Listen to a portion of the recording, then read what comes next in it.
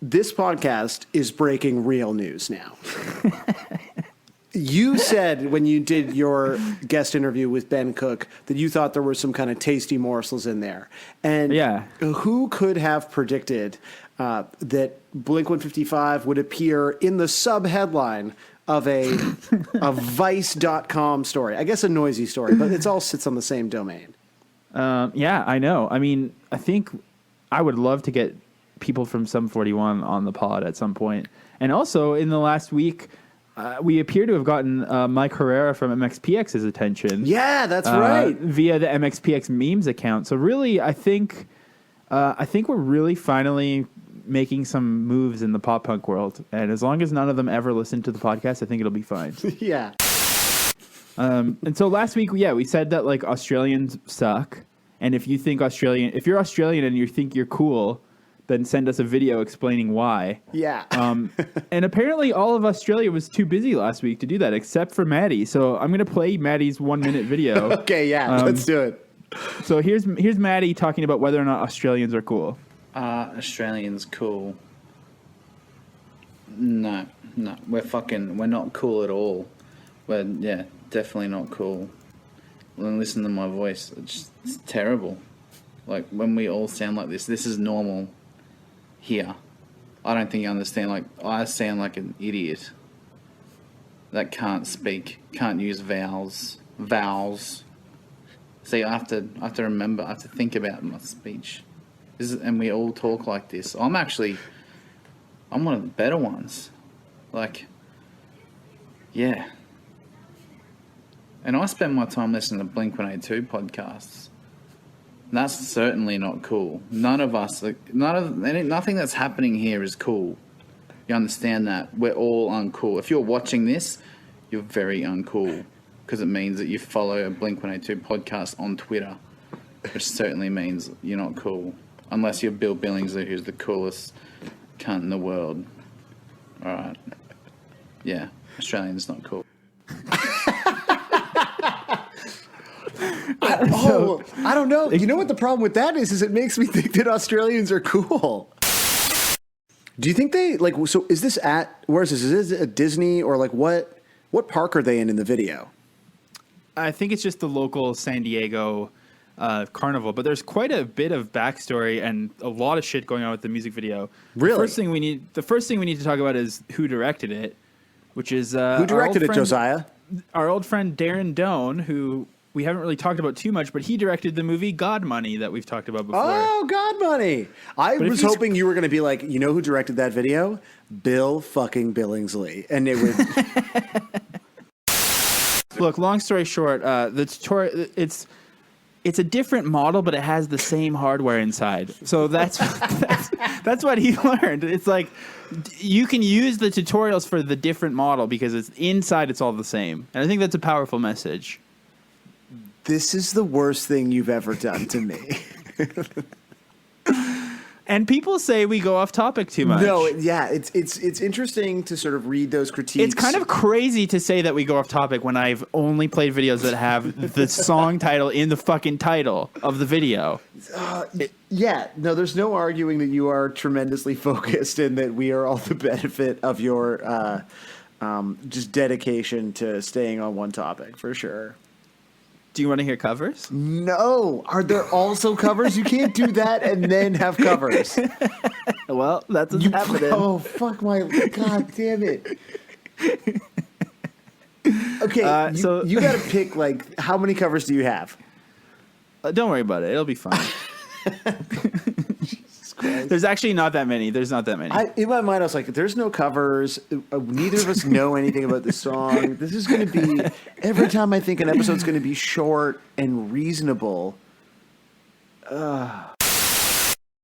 But you earlier on, when you were talking about Vegas, you said that they would probably all fly home on the weekend betwing shows. And they wouldn't all fly. I was like, yes, that's correct. Travis wouldn't fly because he always lights planes on fire. Moving along. Jesus Christ, dude. You know who was obsessed with blimps, by the way? Lou Pearlman. Yeah. Isn't that interesting? He had a blimp company.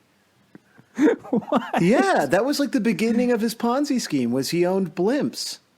So Lou Pearlman, for those who might not know, Yeah, was he also a pedophile? Is this all coming circle? he has been implicated, but never, I think, directly accused of inappropriate behavior with some of the young men that comprised the groups that he managed and assembled. I mean, he obviously was. He was like, No, he's a gross fucking boy band guy. And a blimp lover. So I am taking a pre-MBA certificate through the Harvard Business School online. So you are going to like ivyleague.ca or something. yeah. I am fully going to like DeVry Boston. You know, so you could be like, yo, I go to Harvard online. And then people are like, I don't know what that weird noise was he made after, but it must be an affectation of the higher classes that I don't know. No, it's one of those things that I think, I have seen in sort of studying, looking into whether or not this was a course that I wanted to take. I looked for people's kind of commentary on it online, and I obviously saw a lot of people, on social media, especially on places like LinkedIn, truly the hottest social network online. I think we need a better presence on LinkedIn. I do. Maybe I'll run the LinkedIn because I'm going to Harvard, so I'll online. Obviously. But that's the thing is there are definitely people that are sort of in this course that like will brag about it on their socials, like they're going to Harvard, and it's like my people, like you're going to Harvard online. Did you know? Here's a little peek behind the curtain. We've talked about how my whole life is just like taped together with like garbage everywhere. Yeah. I actually don't have a mic stand. Like I don't use a mic stand when we podcast. So you're holding the mic right now? Yeah, the whole time. I always hold it. Jesus. Doesn't your arm get to sometimes this podcast goes on forever. It feels nice, but you'll notice sometimes my voice gets quieter towards the end of the episode because I'm slowly dropping the mic like lower down. So that's just a real secret of one of the pros. But you know what? Are you sitting? I like it. Are you standing? I'm sitting. Oh man, imagine if I was standing. I mean, people with work like at one arm behind desk. my back holding the mic, like I'm like in a big Canadian modern pop punk band. Let me just see if Robin is very shy. And very quiet. Would it help if I asked for Robin's opinion on something that might like provoke? Let me just see. I mean, that especially Robin doesn't like to. Well, let me see. Okay, hey, Robin. Yeah, he wants to talk. Okay, one sec. Let me just. Hello.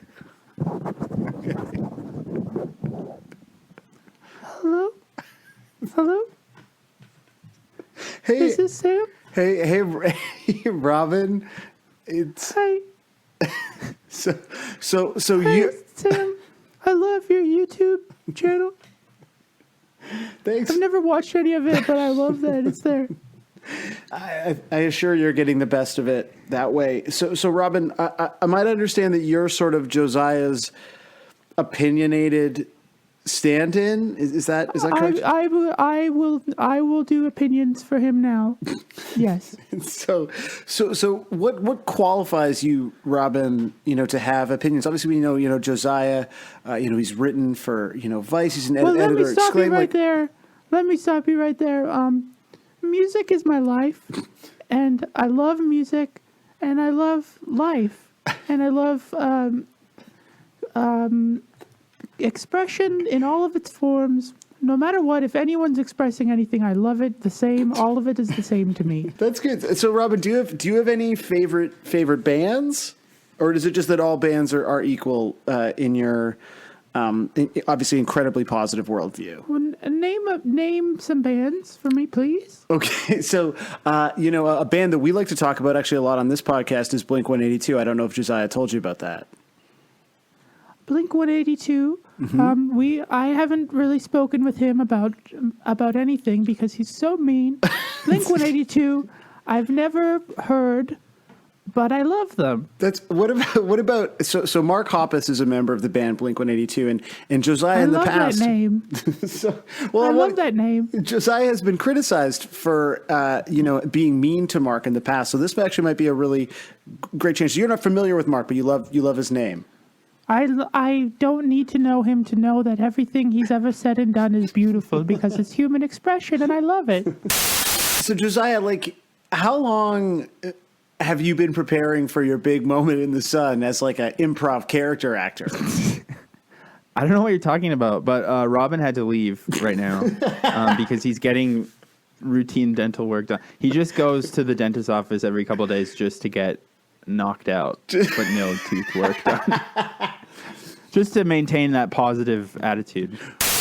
Welcome to Blink-155, the internet's only Blink-182 podcast, hosted by two best friends, Josiah, yourself, and Sam, me. We've been doing, in fact, we grew up together on the same street. Yeah, that's it. Cul-de-sac. The same quiet cul-de-sac. We learned to play, in bands together, and we didn't actually realize that until last week. Like, that's right. Yeah, this is one of those like BuzzFeed lost connection stories. Yeah, or it actually started with I did 23andMe, and it turned out that you are not only my best friend but also my brother, and. Yeah, we didn't realize it, but we have a deep and profound connection that is, spiritual and also blood related. What's the physical version of spiritual? Spiritual and physical? Like we don't have a physical connection. Not yet. No, we're gonna work on that. That's gonna be one of our exclusives, the live cam. I want to address something. Speaking of the Blink-155 motto, a lot of people, because this week the band Blink-182, they announced, they announced that they're in the stew cooking up some new tunes. So they're making a new album, and of course, I'm not sure if you know, but we're quite active across all social media platforms in various ways. And mercifully, I am not aware of this fact. Actually, yeah, that's nice. I envy you. A lot of people have been messaging saying like, "Oh, what are you going to do? Blink-155, they're recording a new album." And I just want to state explicitly from the very beginning, the concept of this podcast has always been that we're about all of the Blink-182 songs as well as the Plus 44 song 155. We've always said that from the beginning. I don't know why people are so obsessed with this number 155, but that's what this podcast is. We just haven't mentioned the Plus 44 song yet, but that's in the name of the podcast. Yeah, that's why it's called that. I thought that was obvious from the get-go. If you look at the description, whatever you're listening to, whatever pod catching service you're listening to the podcast on right now, if you look at the description, it very clearly states Blink-182 have a number of songs. You and I are going to talk about all of them, and doesn't matter the number. Yeah, it doesn't. We're not really concerned with the number, and of course, this podcast is also an homage to the Plus 44 song 155. It's so raw, and you know what else is pretty great? One of the band members in the Fentoozler is named Comes. So this song comes. Gotta say, what I'm trying to say. This song comes. This song fucking comes. All right, let's see. We've done the gamer room tour. We've done the Hungarian boy kicking the soccer ball, the melted Barbies. What else we got here? Yeah, we got the unplugged electric guitar Indonesian band named after the song. Well, that's the Josiah hat trick, I think. In a very low-key way, it's not in the forefront, but in a very low-key way, it's currently ska season. It's been happening for a little while. The aesthetic, the sound, the feeling. So MXPX Memes revealed that he's secretly a huge ska nerd, or not so secretly. He was posting videos of like Feldy crowd surfing on him all weekend and stuff. And then he met up with Bill, both of them clad in so much black and white checkers.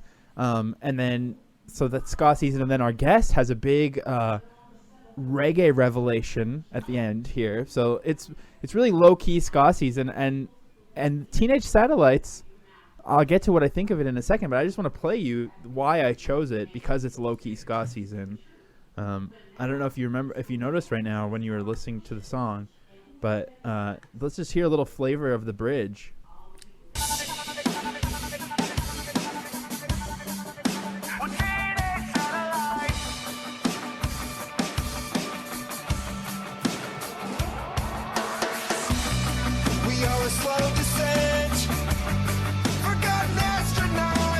I mean, oh baby, I love ska season. it's here. I just like that you're saying it's like low key ska season. I feel like it's extremely high key ska season. I don't know, because like it could be. It's hard. I guess it's all in the eye of the beholder. I mean, did our guest talk to me about ska the whole time? No. Did ska play a significant role in Bill purchasing Travis Barker's sweet car that is featured in a Transplants video? No. Is this Blink-182 song a ska song? Not quite, but it's there. I'm just saying ska is here with us. It's not necessarily in the forefront, but it's here with us right now. First of all, I want to say we're here with Cone. I can't believe you're here on our podcast. Thank you so much for doing this. Yeah, cool. Thanks for having me. Well, we talked to Ben Cook from No Warning on this podcast a few months ago, and he told us I don't know if he was remembering wrong or what, but he said that an early version of In Too Deep was a reggae song, and he thought that it had snow on it. Is there any truth to that? Yeah, so I heard a story about that when Ben did that interview. There is, for what Ben said, there's some truth and a lot of fiction to his story. But I guess he just doesn't know that he doesn't know the real story. I want you to tell me the truth, but I just want to bask in a few minutes of imagining the story is completely true because it's so funny. Well, the snow part of it is true. Oh my God, that's amazing. What's false? So this is what happened. Derek wrote In Too Deep, the whole thing, and Snow, Greg, and Derek were going to form a band, and so they were going to do In Too Deep, and so the demo started circulating, and Snow sang on the verses, and Greg sang something I forget, and then the band just didn't do anything, and so this was like Sum 41 already existed, but then he was like, I'm going to do a side project with Snow and Greg Norrie. Exactly, yeah. Well, Greg was our manager at the time. We've all thought that at one point in our lives. Yeah, Snow was just around. He was just around us at the time, so it was just one of those things. So the band fizzled out. Do you know? Did the band have a name? I forget actually. No, I don't think it ever got that far. But so to Ben's story, that's true. There is a demo somewhere like that. But what's false about the story is Greg or Snow had no writing on that song. Right. So Derek actually did write it. And when the band didn't go anywhere, he just said, well, I'm just going to take it for us. Welcome to Indie 88, Toronto's most popular Blink-155 podcast radio station. I'm your host, Sam Sutherland. Make sure that you acknowledge every line in case that way it can be played on both mediums and it'll be fine. In the 2 days of this week, we have experienced more news, more activity than maybe our entire lives. I feel like the last 2 days have been the best year of my life. We've been joking that we want like a pod enemy, and we've tried starting beef with the Alkaline Trio podcast, and they refuse to acknowledge that we exist because then they would have to admit that they're merely our reflection. Right. Yeah. But I never even considered that our worthy adversary could be in the realm of alternative rock radio. Do you want to kind of describe the flurry of activity that unfolded earlier this week? I guess it started yesterday, right? It started yesterday. It started on Monday morning, beginning of the week. There's that crisp... So friend of the pod, Josh O'Kane, who you may know, he shouted us out on the Globe and Mail. He's a regular at the Pint and the Pageman.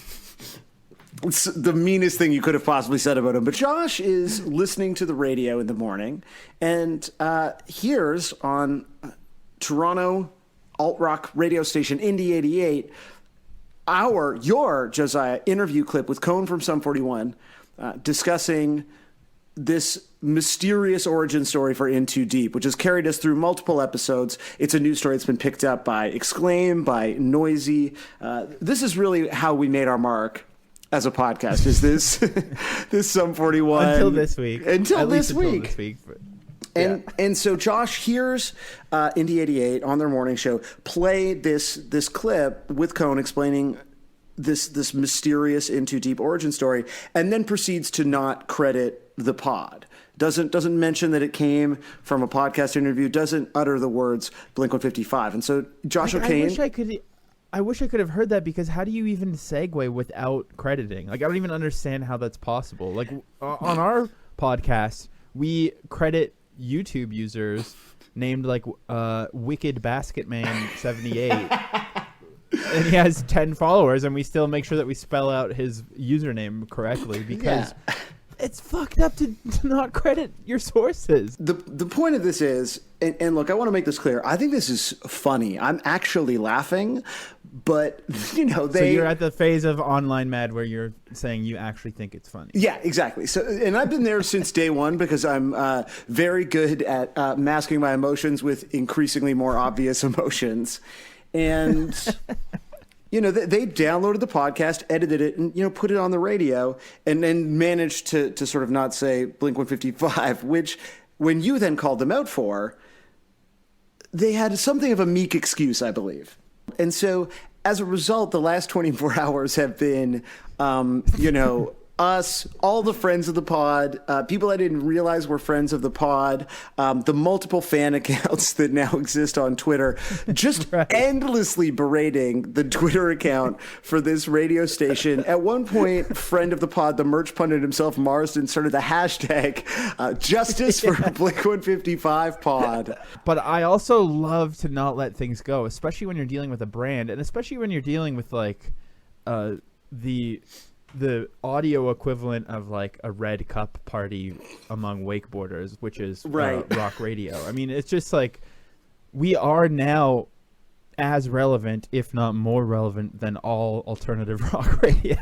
We're getting so we need to establish some rules, because this week, by some divine intervention, our guest is the singer of the band Imagine Dragons, Dan Reynolds, which is just like...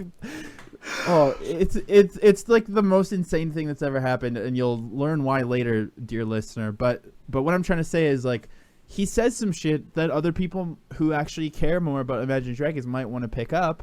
And I just want to say right now, if you do, please credit us. And if you're Indie 88, you're not allowed to post our audio. That's good, because look, in the end, I'm trying to be calm. Like, I want to take the high road. It's obvious that I'm a little activated, but in the end, I think if you compile the Facebook post and having to sort of walk it back on Twitter, it is Indie 88 and not us that comes away looking like a bit of an ass. Athenia. What? Last night it came as a picture with a good reason and warning sign. This place is void of oppression. If you can't imagine, it's easy if you try. So we are here with, I can't believe that we're talking right now. This is the power of the internet. We're here with Dan Reynolds from Imagine Dragons. What's going on? Hey. Thanks for having me. Yeah, thank you so much for doing this. So this conversation started in a very weird way. I was being a snarky little shit on my Twitter, as I tend to do. And I forgot that I have a verified check, meaning that you see it, definitely. Yeah. To me, like, the reason that I even want to jump on this with you is first to be like, look, I actually, like, it made me laugh, like what you said. Like, I read it and then I was like, oh, he's being sarcastic. Oh, you know what I mean? Like, I'm not... Yeah. I don't want to like name drop or something, because I feel like everybody should be able to speak their own truth and I shouldn't speak it for them. But I will say there are many big artists that I can tell you who have like really had serious mental issues because of being bullied. And so for me, there's just a different, like, I have a deep respect for critics. I have even though our band gets so much shit for critics, I still have like a deep respect for critics, because I understand that is a necessary part of driving art forward. 10 people can tell you, I love this. And then, but you're looking for that one comment of the person saying, I hate this. And you as an artist, you hang on to that. Like, the critic's voice is always the loudest. For instance, I don't want to live in a world where you don't get on Twitter and make a snarky comment, or I get on Twitter and make a snarky comment. Like, I feel like that's funny. Like, that you need to have that humor in life to be able to like get through what is already a really dark life. Like, there's a certain beauty to that. You know what I mean? And if everybody was always like, hey man, I love you and I love your music, like, great stuff. You know what I mean? Then it becomes meaningless, right? Then everything's just good. There's a dude that comes on our podcast named Robin, who's sort of a character we invented, who just says everything's good all the time. Because even on our podcast, like, I shit on Blink-182 all the time, but it's because I love them. If you click the first line on verse 2, the picture of Mark is so bad. He looked like such a milady-man. Oh wow! You should put that up on the socials because he doesn't typically look. Oh, he looks like a YouTuber. Yeah, he does. Jesus Christ! Like he's a full-on like the gentleman gamer or something. You know? Yeah, totally. Well, and later on, one of these annotations has a rage comic in it too. Of like, I don't course. know what is going on with this song. There's a lot of them, so I'm just gonna start fucking plowing. Let's plow, man. You got your shirt off. You're halfway there. I got my shirt off. I've shaved off my chest hair in honor of you. Thanks, man. That's a light dusting of pubes now. Sick. On your chest? Yeah. Are chest hairs pubes? I thought they were. I guess they're like in the pube family. It's sort of like how a rectangle or a square is a rectangle, but not rectangles aren't all squares. You know. I mean, like, you get those hairs when you go through puberty. So to me, that's how you define it. No? Yeah, I always thought of pubes as being in the pubic region. Like they're pubic hairs. They're not puberty hairs. You know? Well, then I guess I've been calling them the wrong thing all along. This explains a lot. I just like to imagine the various sort of like, not like super bad, but just like weird situations that this 20-year misunderstanding has led you into. Yeah. So well, I guess right into covers. By my logic, also a mustache would be pubes. Which I also agree with. Yeah, that's fair. A mustache. This is like as a hot dog a sandwich. Is a mustache pubes. It doesn't help the Disney lyrics. And Mark is the kind of guy who and I'm saying this as someone else who also loves this stuff, but he's like a Nintendo Switch cartoon guy. Like he's just like, he's sort of like what people describe, not me, but what people describe as like a soy boy or something. He's like the liberal that everyone makes fun of. Like he loves like Star Wars and like Funko Pops and stuff. And I like a lot of that shit too. But do you like Funko Pops? Well, I oh my god, you like Funko Pops? Not really. Oh my god, dude! You fucking told me that all I do is watch Justice League, and you own Funko Pop figurines? No, I only have. You're the gentleman gamer. It's you. I have a couple. Well, we have a couple ET ones, and then I have a Ren and Stimpy one that I think I've hidden away now that that guy's a big time sex pest. With how much you like to talk about how you're actually a good person, I feel like you would name your label this. It's like that's like this is like the Justice League thing, man. Telling me that I would run a record label called Artistic Integrity Rex. This is bullshit. We had a record label, and it was called Juicebox. Right. Yeah, I remember that. Well, yeah. What was the original title though? Like the good people, good tunes. Fuck off.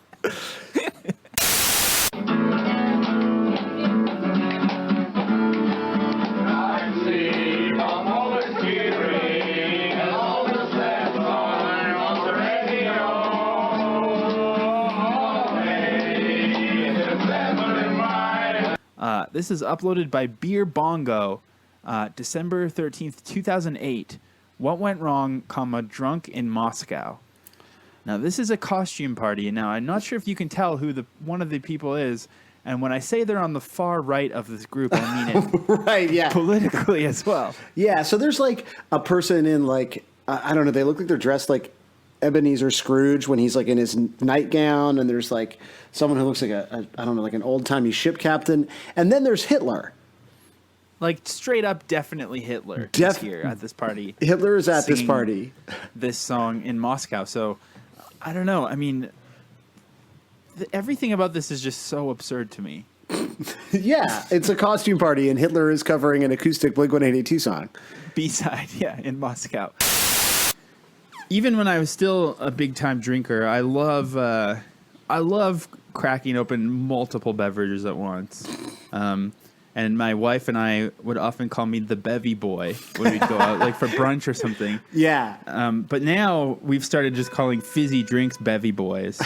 Oh, in so general. the drinks He's just are like, the I'll have boys a themselves? bevy boy. But good. yeah, right before I called you, I sent Sarah this picture saying, "Oh, I'm about to podcast." So it's my little setup here on the desk. I just sent it to you on GChat. You have 3 drinks in front of you right now. 4. You have 4 this drinks. This is an accumulation of the full day. You leave your empty cans in front of your desk? Of course, this is clean right now. Actually, I'm a fucking slob. Jesus Christ. The only animals besides humans that have sex for pleasure are dolphins and bonobos.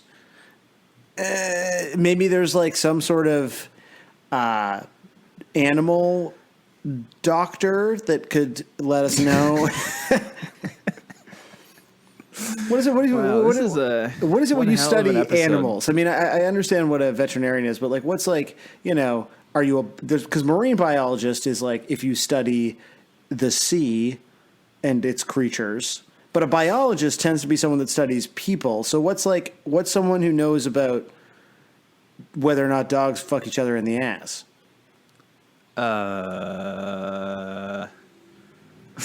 Okay, I guess I got nothing. A zoophilist. Anyway, let's. But I've skimmed through them all, and I found one other acoustic one that at least is more of the Kimya Dawson variety. Oh, remember when this was a Kimya Dawson podcast? Yeah, that was so long ago. I miss it. I miss Kimya season. We didn't even call it like it was. No, yeah, we didn't. It was understand. Paul Barabeau season. Yeah. Now it's just epic season. Now it's epic bacon season. Fuck, that is what. Yeah, that is what it is. It's epic bacon season right now. I already regret every single thing that I've said. Like, not because it was crass and I'm gonna be mad when I see one of the multiple no context quote Blink-155 accounts tweet it and think I'll never get another job in my life. But mostly yeah, that should be a new account. Is like Sam recommends, and it's just like all the movies and TV shows that you recommend. Entourage, Deadpool, right? The zoophilia one. Yeah, I got very specific interests. We sort of self-imposed joke season upon ourselves. Yeah, it's not real joke season, but I guess this is like a man-made weather event that we have, chosen to suffer through. It doesn't it? What's your take on man-made lakes? Oh, you know what it was? I saw a bust that someone is selling of the sort of decaying body of G.G. Allen, which I think is very funny. It's just sort of this decaying man. But of course, you could see his tattoo, live fast, die. And then his tombstone says R.I.P. And I thought of when you while memorializing Philip Seymour Hoffman and his tragic jerk-off scene in Happiness, suggested that R.I.P. stood for rope in peace. I just wanted to take a minute and celebrate what I think is maybe the high water mark of this of this and podcast. That's been memed as well. I don't know. Oh yeah, I mean it's good. Anyway. We should just stop talking. Luckily, everyone was very against it, but I like this answer from Jimmy Gwabchab. He said, "Okay, this is pretty cynical of me, but I'm from the UK, so this is pretty relevant." And this is a very UK way to put it. What if later down the road they all turn out to be massive pedophiles? Yeah, that's extremely, yeah. He's massive a massive pedo. Mark Hoppus is a massive pedo.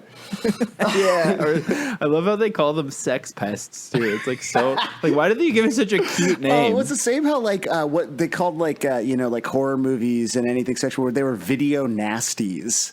Yeah. Oh, I was in the UK when that truly mortifying story about what is that? Let's not even. Yeah. I don't want to talk about it. It's so horrifying and disgusting. But I was in the UK and on the front of all the papers it said that guy was a sex pest, which is unfortunately that you're just calling him cheeky, basically. That's a pest. Yeah, there's no weight to that adorable this man is term. Fucking evil, like a truly monstrous, truly evil. And they're like, he's a bit of a cheeky sex pest. Yeah. Dude Ranch has been the rally, the quiet but sort of constant rallying cry of this podcast. I remember I think we only asked George Pettit to come of Dead Tired and Alexis on Fire to come on the pod after he posted like of his own volition on his personal account a meme of like the skeleton having its mind blown of like holding Dude Ranch and like when you realize Dude Ranch has come. And so Dude Ranch has come. I think anytime Mark has kind of opened up like, hey, I got 10 minutes, ask me anything. You know, we've both jumped in there trying to get to the bottom of the cum. And so someone did. Someone sort of flagged him down. So someone named Mitchell Mitchell WOJCIK, pronounce that as you will. He wrote, "Hey, at Mark Hoppus, can you confirm that Dude Ranch is just a euphemism for cum?" Now that request for comment went ignored, but then somebody named Megan Thompson manually shared the tweet and said, "Mark Hoppus, can you clear this up so all of my friends will stop talking about it on my damn timeline while I try to eat my snacks?" Well, Mark replied to that tweet with a simple, "Ew, gross, no." Which, like, what? How is that the gross thing? What does it mean, quad? Like at school when they say, "I'll meet you on the quad"? Well, I mean, I think usually it would be like in the center of all the buildings, right? So it would be like. So there always is 4 buildings. Like there has to be 4. I don't know. I mean, like we had my only experience with this is I attended Ryerson here in Toronto, and we had a quad that was in the middle of a building that was a square. So it was a square, and so I was like, I guess that's why it's a quad. Right. Well, I don't know. I guess that's why. I don't know if there's a quad. Is there a quad on Harvard Online or? Yeah, Harvard Online. It's an e-quad. It's more of a Club Penguin setup, I think. It is. They've actually Harvard Online is just a mod for Club Penguin, but it's just a new skin.